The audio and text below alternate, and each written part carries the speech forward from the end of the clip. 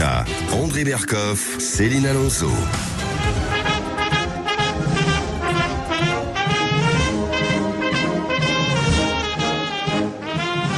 L'hymne algérien sur Sud Radio pour parler effectivement de Ségolène Royal qui s'est rendue cette semaine en Algérie, André Berkoff. L'ancienne ministre qui a été récemment nommée à la tête de l'association France-Algérie a donc été reçue à Alger par le président Tebboune et écoutons le discours qu'elle a prononcé à la sortie de cette audience. L'histoire entre la France et l'Algérie est une histoire blessée, faite de domination, de violences indignes, mais aussi de lutte, de résistance, de destins mêlés, de familles construites entre les deux rives, de projets économiques et culturels communs, de partenariats et de potentiels trop souvent occultés ou méconnus que nous devons mettre en valeur. Il faut faire reculer les postures politiciennes, les provocations, les discours qui déchirent, de la part de ceux qui ne veulent pas que l'Algérie avance. On comprend Ségolène Royal. Il faut quand même oublier, et ne pas oublier plutôt, qu'elle a été ambassadeur auprès des pôles. Vous savez qu'elle a été pendant quelques années représentante de la France en Antarctique et en Arctique. Donc, elle parlait beaucoup aux pingouins, mais ça a été un peu compliqué. Elle s'est dit que les pingouins, ça n'avait pas beaucoup de répondants. Donc, elle s'est dit, je vais aller voir Tebboune, c'est quand même plus intéressant que les pingouins, ce en quoi nous l'approuvons tout à fait. Maintenant, elle est allée pourquoi ? Alors, elle est allée pourquoi ? Bon, il paraît qu'elle a rencontré Christophe Glaise.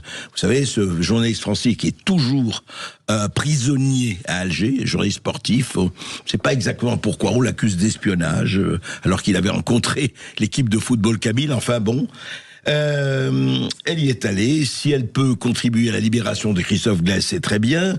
Maintenant... c'est très bien de parler de ça. Évidemment, réconciliation entre la France et l'Algérie.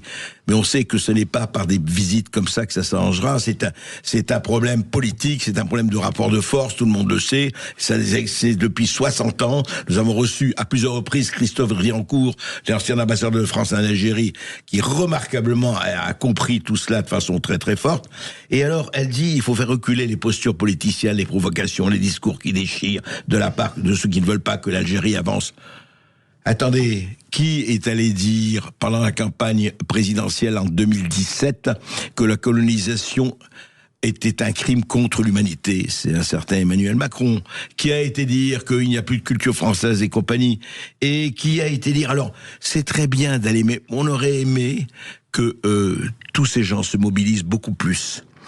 Le silence assourdissant qui a suivi l'emprisonnement de Boualem Sansal pendant 1 an à Alger, on l'a pas beaucoup vu. Donc, et elle estime quand même, Ségolène Royal, elle dit ça. La France devrait restituer les biens culturels et les archives à l'Algérie.